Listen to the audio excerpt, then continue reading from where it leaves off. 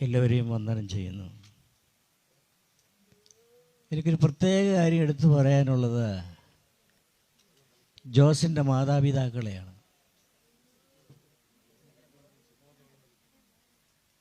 ഈ ഭവനം ഒരു വിരുന്നിൻ്റെ ഭവനമായിരുന്നു.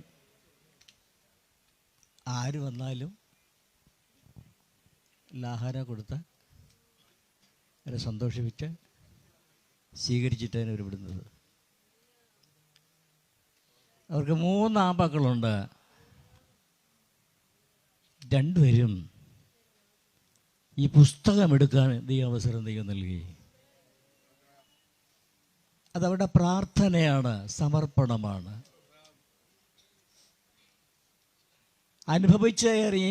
അറിഞ്ഞ യേശുവിനെ,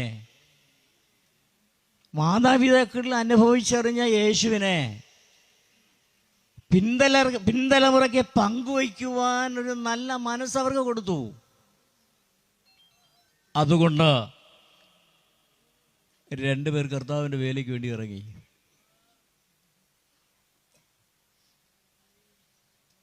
ഇന്ന് രാവിലെ ഷാർജയിൽ നിന്ന് ഒരു ദൈവദാസൻ എന്നെ വിളിച്ചു. ഫാസ്റ്റർ വിൽസൺ ജോസഫ് അവറുകൾ അദ്ദേഹത്തിൻ്റെ ദുഃഖത്തെ അറിയിക്കണമെന്ന് അറിയിച്ചു.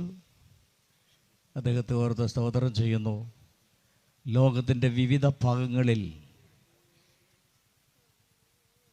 ജോസിനെ കണ്ടുകൊണ്ടിരിക്കുക ആളുകൾ. സ്തോത്രം, സ്തോത്രം. പ്രിയപ്പെട്ടവൻ ഉലകമറിയുന്ന ഒരു വലിയ സുപ്രധാന പ്രാസംഗികനല്ലെങ്കിലും ഏൽപ്പിച്ച ശുശ്രൂഷയിൽ വിശ്വസ്തയോടുകൂടെ സെൻട്രലിൽ ചേർന്നതുകൊണ്ട് കർത്തൃ സേവ തികച്ചു. ഇപ്പോൾ ഭൗതിക ശരീരം ബലഹീനമായി കിടക്കുക. നാം ഒരിക്കലിനി തേജസ്സുള്ളവനായി അനേക പ്രതിഫലങ്ങളെല്ലാം ഏറ്റുവാങ്ങി നിത്യതയിൽ വെച്ച് പ്രിയപ്പെട്ടവനെ കാണാം എന്നുള്ള പ്രത്യാശ നമുക്കെല്ലാവർക്കും ഉണ്ടായിരിക്കട്ടെ. മറ്റൊരു കാര്യം കൂടെ ഊന്നി പറയുന്നു, ക്ഷമിക്കണം. ഒരു ഭാര്യയുണ്ട്, 2 പിള്ളേരുമുണ്ട്. ഇന്ന് നമ്മളാമയൊക്കെ പറിച്ച് സ്തോത്രമൊക്കെ പറഞ്ഞിട്ട് പോവും. ആ കുഞ്ഞുങ്ങളെ ഓർത്ത് പ്രാർത്ഥിക്കണം. പ്രാർത്ഥിച്ചാൽ മാത്രം പോരാ.